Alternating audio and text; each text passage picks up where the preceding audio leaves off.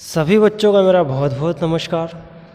आज टॉपिक चलेगा मध्यकालीन भारत के इतिहास में विजयनगर साम्राज्य के प्रशासन का। जो पिछली वीडियो में हमने आपको पढ़ाया था उसका थोड़ा सा भाग अभी बचा है, आज उसको हम पूरा करने के लिए जा रहे हैं। बच्चों, विजयनगर साम्राज्य के इतिहास में हमने नायंगर व्यवस्था को प्रारंभ किया था। ये नायंगर व्यवस्था क्या होती है और नायंगर व्यवस्था के साथ साथ आयंगर व्यवस्था का भी तुलनात्मक रूप से अध्ययन करेंगे। ये आयंगर व्यवस्था क्या है और ये नायंगर व्यवस्था क्या होती है।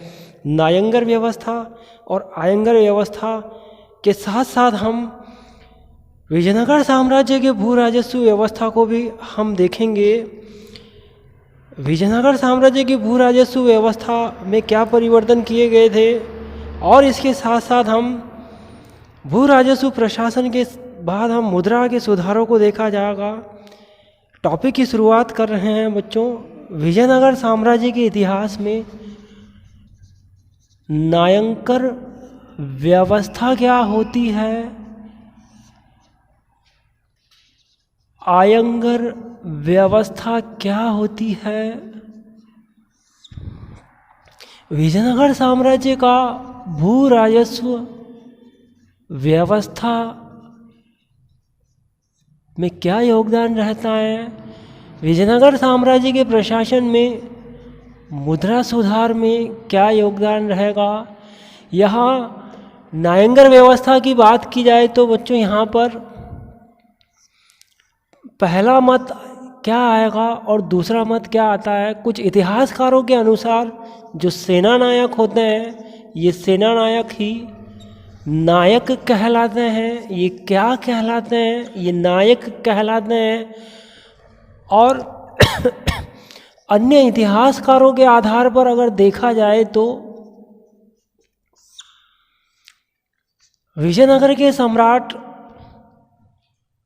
अपनी जागीर का एक भाग जिसे भूखंड कहा जाता है वो अपने किसी अधिकारी को सौंप देते हैं। और ये जो अधिकारी को जो सौंप दिया गया भूखंड है ये अमरम कहलाता है। अमरम को प्राप्त करने वाला अमर नायक कहलाता है। यहाँ अमर नायक का क्या योगदान रहेगा, अमर नायक के क्या क्या कार्य होते हैं। अगर देखा जाए तो अमर नायक का पहला कार्य है सेना का रखाव करेगा, सेना का खर्चा वहन करेगा। और इसका दूसरा कार्य कौन सा आता है, इसका दूसरा कार्य आता है बच्चों ये अपनी आय का एक अंश राजा के कोष में जमा कराएगा। सेना का रखाव करने का अधिकार अमर नायक को होता है, अमरम को होता है। यहाँ अगर देखा जाए तो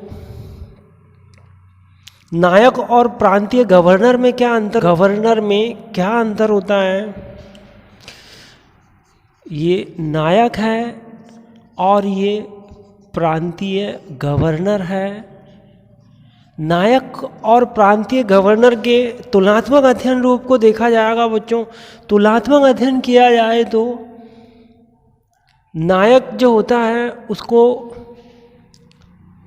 अमर नायक भी कहा जाता है। और जो भूमि का जो टुकड़ा इसको प्रदान हुआ है ये भूमि का जो टुकड़ा है ये अमरम कहलाता है। और नायक का दूसरा नाम क्या होता है, अमर नायक होता है। यहाँ अमर नायक और यहाँ है प्रांतीय गवर्नर। प्रांतीय गवर्नर राजा का प्रतिनिधि के रूप में कार्य करता है। ये प्रांतीय गवर्नर राजा का वरिष्ठ पुत्र होता है और ये अपना प्रांत के अंदर एक गवर्नर के रूप में प्रांत में आगजनी है, विद्रोह है, लूट खसोट है, चोरी है, डकैती है, इन सब मामलों को देखने वाला प्रांतीय गवर्नर होता है। नायक एक अमर नायक के रूप में जो भूखंड प्राप्त हुआ है, उस भूखंड पर सेना को रखने का और एक अंश आय राजा के राजकोष में जमा कराने का अधिकार अमर नायक या नायक को होता है। यहाँ नायक स्वतंत्र होते हैं। यहाँ गवर्नर जो है, गवर्नर का ये कार्य होता है कि वो नायकों के कार्यों में हस्तक्षेप नहीं करता है, ये आंतरिक हस्तक्षेप नहीं होगा। यहाँ नायक की क्या स्थिति है, नायक अपनी जगह पर स्थिर रहता है, ये अपनी जगह पर स्थित रहते हैं। इनका पोस्ट जो होता है बच्चों वो आनुवांशिक होता है। यहाँ प्रांतीय गवर्नर की अगर बात की जाए तो प्रांतीय गवर्नर का एक जगह से दूसरी जगह स्थानांतरण होता रहता है। नायक और प्रांतीय गवर्नर के अंतर को देखने के बाद हम यहाँ देखेंगे कि प्रांतीय गवर्नर को दंड नायक भी कहा जाता है। दंड नायक भी कहा जाता है। ये ब्राह्मण परिवार से होते हैं। नायंगर व्यवस्था में सभा क्या होती है और नाडु किसे कहा जाता है, सभा कहाँ पर स्थित होती है, नाडु कहाँ पर स्थित होती है।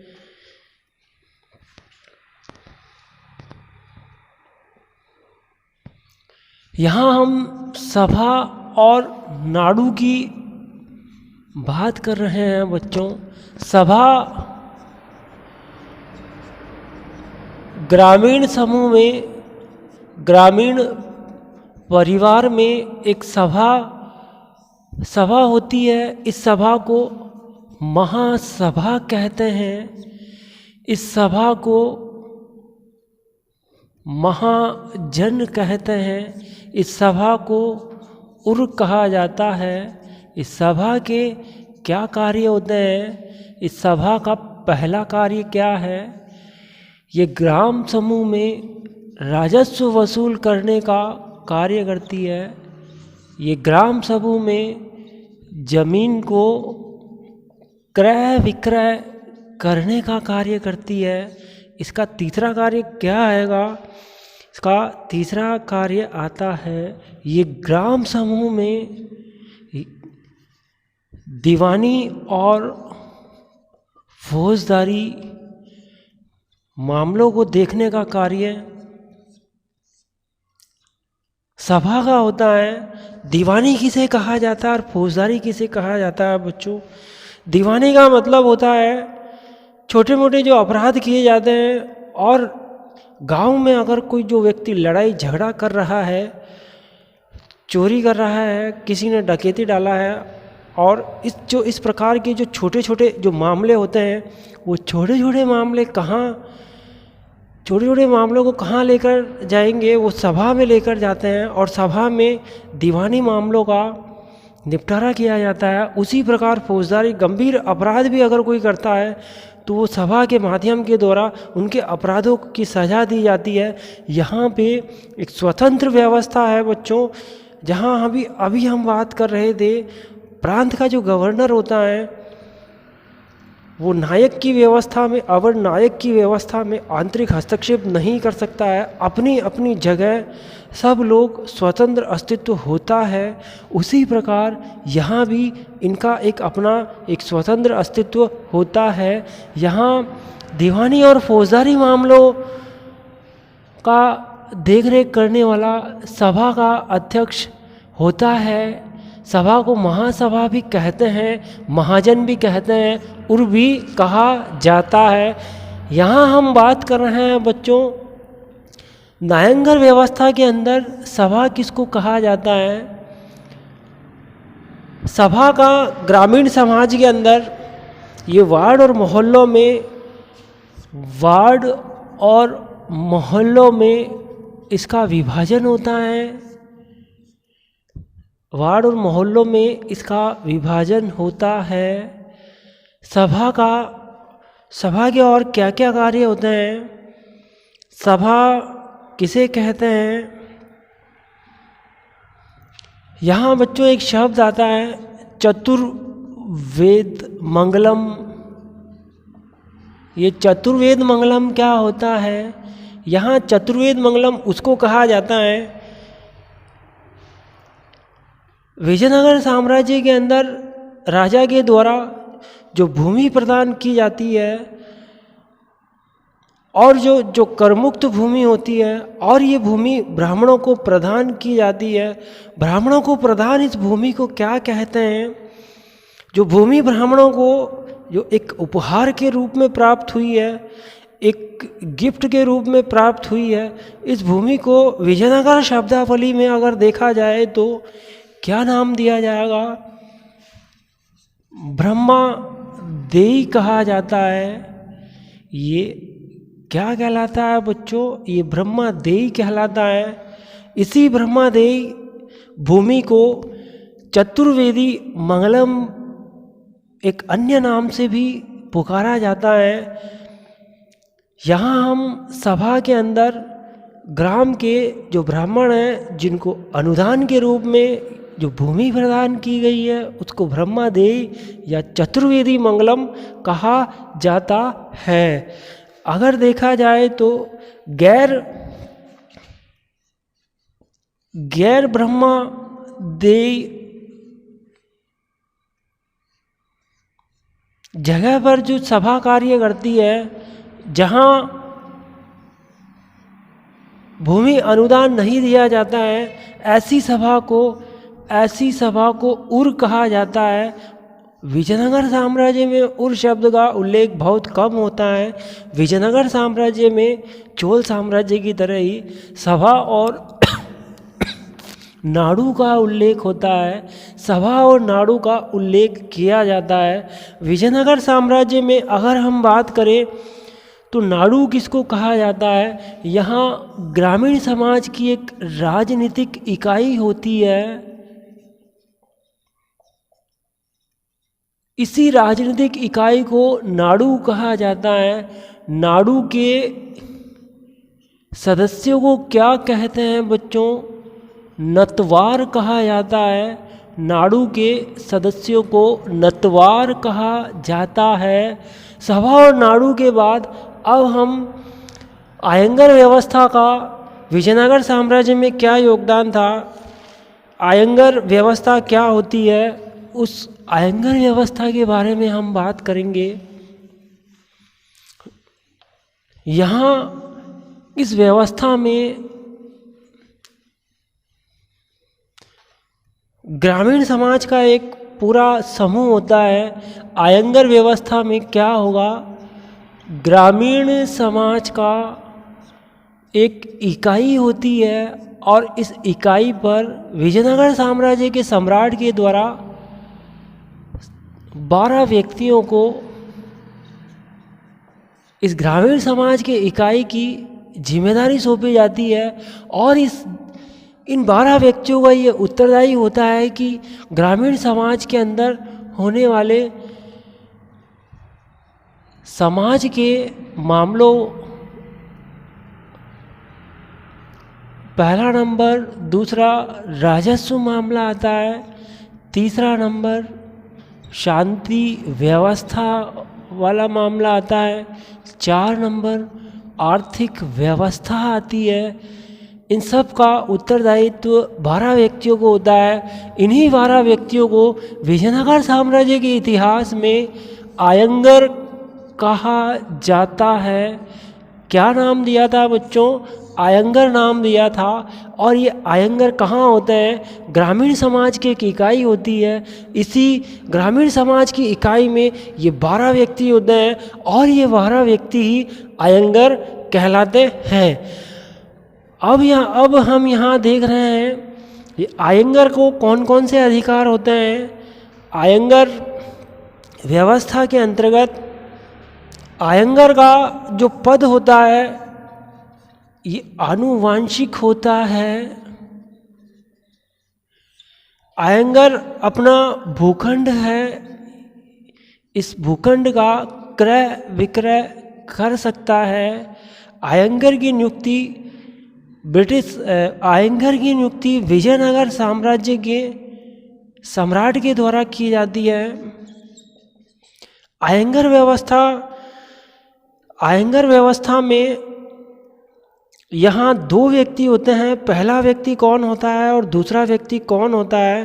पहला व्यक्ति करणी कम होता है और दूसरा व्यक्ति अकाउंटेंट होता है। यहाँ करणी कम का क्या काम होता है, अकाउंटेंट का क्या काम होता है? करणी कम यहाँ पर लेखाकार का कार्य करता है और अकाउंटेंट भी यहाँ एजेंट के रूप में लेखाकार का कार्य करता है।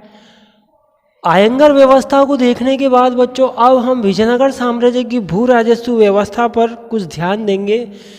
विजयनगर साम्राज्य की भू राजस्व व्यवस्था क्या होती है? सबसे पहले हमने विजयनगर साम्राज्य के नायंगर व्यवस्था को देखा था। नायंगर व्यवस्था को देखने के बाद हमने आयंगर व्यवस्था को देखा है। आयंगर व्यवस्था को देखने के बाद अब विजयनगर साम्राज्य की भू राजस्व व्यवस्था को देखा जाएगा।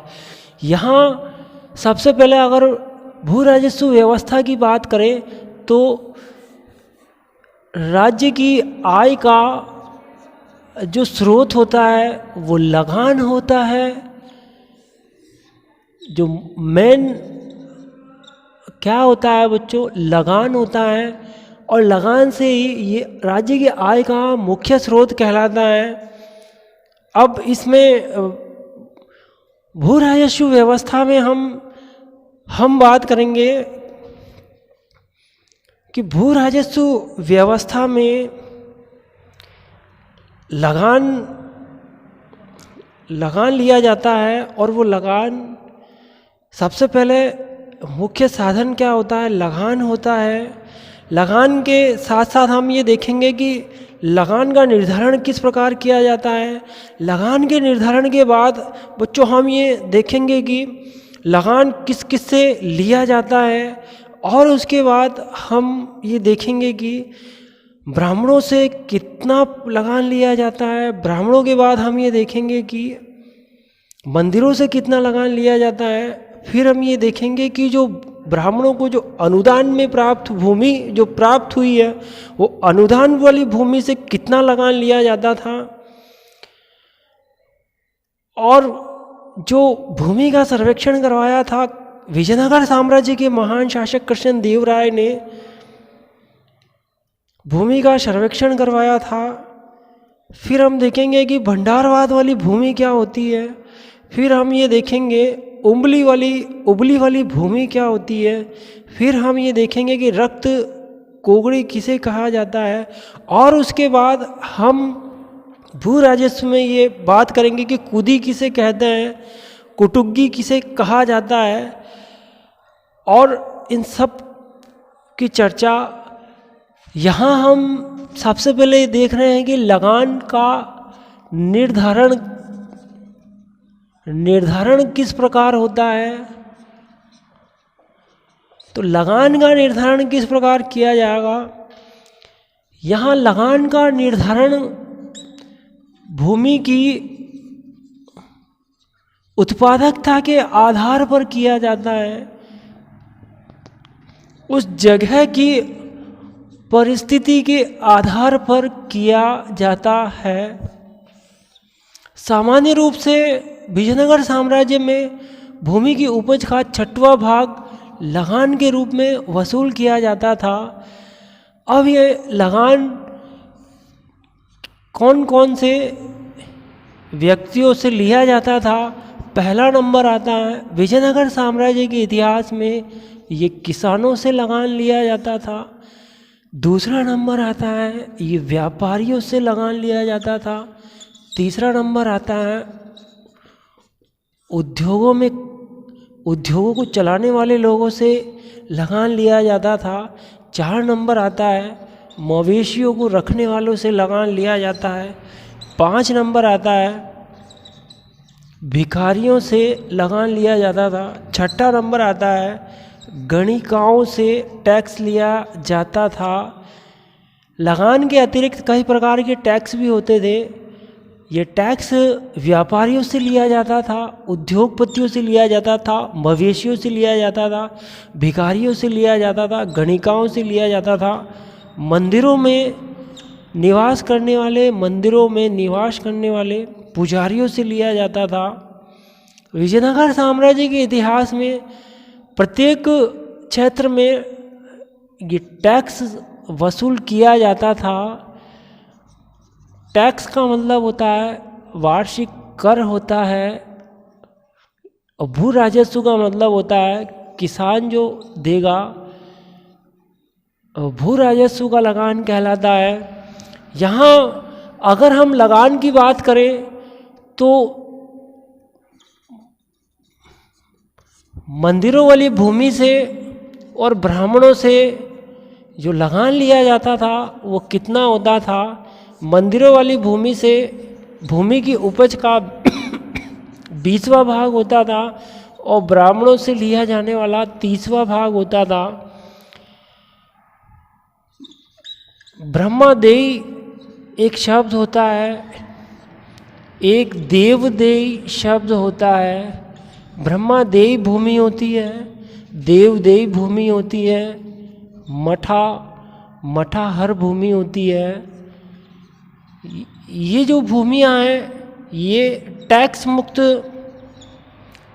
इनसे किसी प्रकार का कोई टैक्स नहीं लिया जाता था। पहले नंबर पे कौन है? ब्रह्मादेयी है, दूसरे नंबर पे कौन है? देवदेयी है, और तीसरे नंबर पे मठाहर है। इनसे किसी भी प्रकार का कोई टैक्स नहीं लिया जाता था। ये करमुक्त भूमि कहलाती थी। विजयनगर साम्राज्य के इतिहास में अगर देखा जाए तो जो निर्धारण का जो तरीका था उस तरीके में सुधार करने के लिए विजयनगर के महान शासक कृष्ण देव राय ने भूमि का सर्वेक्षण करवाया था, और सर्वेक्षण कराने के बाद जरीब के द्वारा भूमि की नापजोख की गई थी। ये कृष्ण देव राय थे जिनके समय में जरीब के द्वारा भूमि का सर्वेक्षण किया गया था और नापजोख की गई थी। यहाँ अगर हम बात करें, एक शब्द आता है 98 एक शब्द आता है। ये 98 शब्द विजयनगर साम्राज्य के इतिहास की एक शब्दावली है। सॉरी 98 शब्द का मतलब होता है राजस्व विभाग,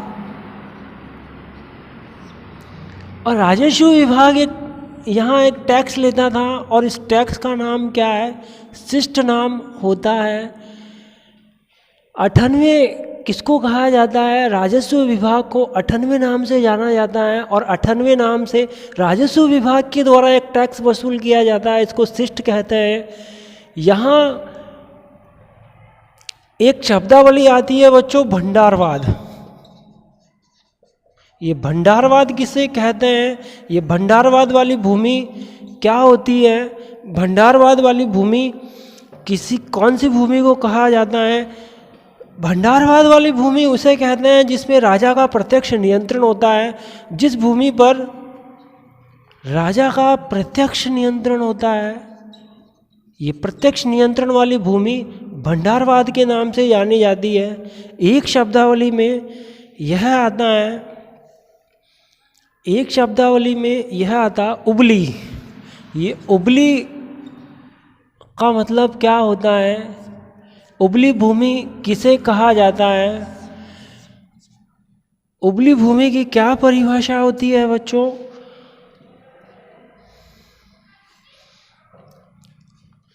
राज्य के अंदर कुछ लोग ऐसे होते हैं जो प्रत्यक्ष रूप से राजा के दरबार में जाते हैं और समय समय पे राजा की सेवा करते हैं। राजा की किसी भी प्रकार की सेवा करने के लिए हाजिर जवाबी रहते हैं। ये हाजिर जवाबी रहने वाले ऐसे लोगों पर राजा एक विशेष कृपा करते हैं, और इसी विशेष कृपा से उनको एक भूमि का उपखंड प्रदान किया जाता है। यही भूमि का उपखंड जो उनको मिलता है वो उबली भूमि कहलाती है। इस भूमि पर किसी प्रकार से कोई टैक्स नहीं लिया जाता है। ये उबली भूमि कहलाती है। ये विशेष लोगों को प्रदान की जाती है। एक शब्द आता है बच्चों, रक्त कोगड़े। ये कई बार कंपटीशन में पूछा गया प्रश्न है कि रक्त कोगड़े किसे कहा जाता है। मैं आपको बता दूं कि रक्त कोगड़े किसे, ये क्या शब्द रहेगा, ये यहाँ देखिए, रक्त रक्त कोड़गे। ये रक्त कोड़गे क्या होता है? रक्त कोड़गे भूमि किसे कहा जाता है? रक्त कोड़गे भूमि उसे कहा जाता है बच्चों जिसमें जब राजा के दरबार में कुछ लोग ऐसे होते हैं, कुछ राजा के जो सैनिक होते हैं जो युद्ध में भाग लेते हैं और युद्ध में राजा की रक्षा करते करते वीर गति को प्राप्त हो जाते हैं, ऐसे परिवार के लोगों को जो भूमि प्रदान की जाती है वह भूमि रक्त कोड़गे भूमि कहलाती है। वो कौन सी भूमि कहलाती है बच्चों? वो रक्त कोड़गे भूमि कहलाती है। यहाँ बच्चों एक विजयनगर साम्राज्य में एक शब्द आता है कुटुग्गी भूमि।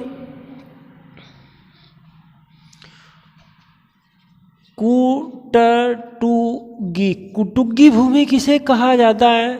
ये भूमि बड़े बड़े भूस्वामियों के पास में होती थी और बड़े बड़े भूस्वामी ऐसे भूमि पर अपना अधिकार रखते थे। वो इस भूमि को खरीद सकते थे और बेच भी सकते थे। ऐसे बड़े भूस्वामी जो अपनी भूमि रखते थे उस भूमि को कुटुग्गी भूमि कहा जाता था। कुटुग्गी भूमि, ये बड़े स्वामी मजदूरी के रूप में किसानों को अपने यहाँ लगाते थे और उनको जो उनके आय जो जितनी मजदूरी करता था उस मजदूरी का उनको पूरा हिसाब दिया जाता था। ऐसे लोगों की जो भूमि होती थी उसको विजयनगर साम्राज्य के इतिहास में कुटुग्गी भूमि कहते थे। एक शब्द आता है बच्चों, और वो क्या शब्द आता है? वो शब्द आता है कूदी। कूदी का मतलब क्या होता है? विजयनगर साम्राज्य के इतिहास में ये कूदी क्या होता है? जो बड़े बड़े भूस्वामियों के यहाँ मजदूरी करते हैं, जो किसान दूसरी जगह जाकर मजदूरी करके अपना पेट भरते हैं, ऐसे किसानों को कूदी कहा जाता है। क्या कहते हैं? कूदी कहा जाता है। यहाँ हम विजयनगर साम्राज्य के इतिहास में अगर देखा जाए तो सिंचाई के लिए कोई विभाग नहीं था, पर्टिकुलर कोई विभाग नहीं बनाया गया था। ऐसा कहते हैं कि किसी परिवार का कोई वंश नहीं होता था, उत्तराधिकारी नहीं होता था, तो ऐसे लोगों की जमीन को राजकोष में जमा करा दिया जाता था। उसकी ज़मीन पर सरकार का अधिकार हो जाता था और उसी से जो आय प्राप्त होती थी उस आय को क्या कहते थे बच्चों? उस आय से सिंचाई व्यवस्था की जाती थी, सिंचाई का प्रबंध किया जाता था। वैसे अभी मैंने तुम्हें बताया कि अलग से किसी प्रकार का कोई व्यवस्था नहीं होती है। यहाँ हम विजयनगर साम्राज्य की राजस्व व्यवस्था की बात कर रहे हैं। राजस्व व्यवस्था में भू राजस्व व्यवस्था में हमने अलग अलग शब्दावलियों का हमने उल्लेख किया है। विजयनगर साम्राज्य में अब हम मुद्रा व्यवस्था की सुधार की बात करेंगे। एक स्वर्ण सिक्का होता है मुद्रा व्यवस्था में, और उस स्वर्ण सिक्कों को क्या कहते हैं? उस स्वर्ण सिक्के को, सोने का एक छोटा सिक्का होता है, उसे क्या कहते हैं? विजयनगर साम्राज्य की मुद्रा को किस नाम से जाना जाता है?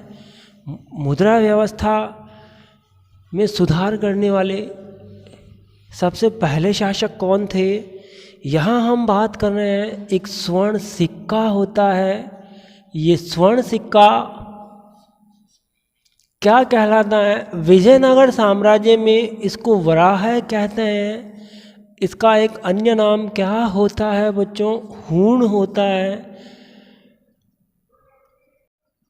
विजयनगर साम्राज्य के इतिहास में जिसे वराह कहा जाता है, जिसे हूण कहा जाता है, इसे एक अन्य नाम पेगोड़ा भी कहा जाता है।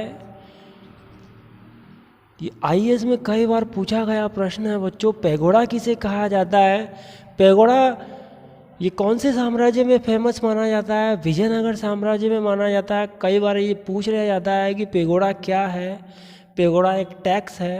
ये 4 ऑप्शन दिया जाता है, पहला ऑप्शन, दूसरा ऑप्शन, तीसरा ऑप्शन, चौथा ऑप्शन। पहला ऑप्शन दिया जाता है मुद्रा है, दूसरा ऑप्शन दिया जाता है टैक्स है, तीसरा ऑप्शन दिया जाता है धार्मिक टैक्स है, चौथा ऑप्शन दिया जाता है ये चांदी की मुद्रा है। तो यहाँ हमारा शब्द क्या रहेगा? स्वर्ण मुद्रा जो होती है उसको पैगोडा कहा जाता है। यह ऑप्शन हमारा करेक्ट आता है। पैगोडा का एक अन्य शब्द भी है, इसको परदोस भी कहते हैं।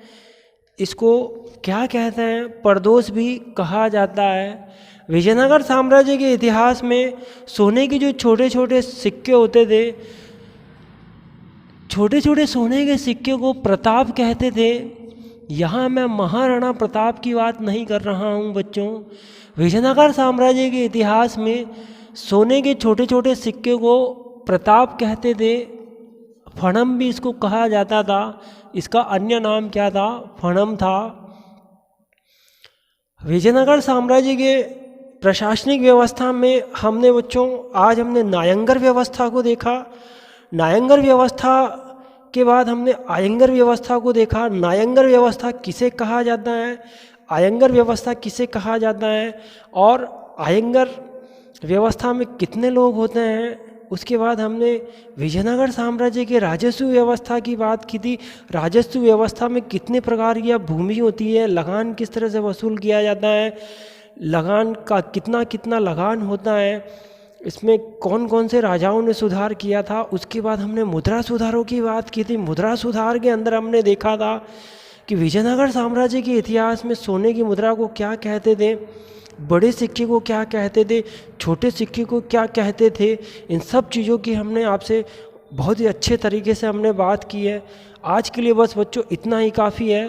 नेक्स्ट वीडियो में हम आपके साथ फिर मिलते हैं। Okay, thank you very much.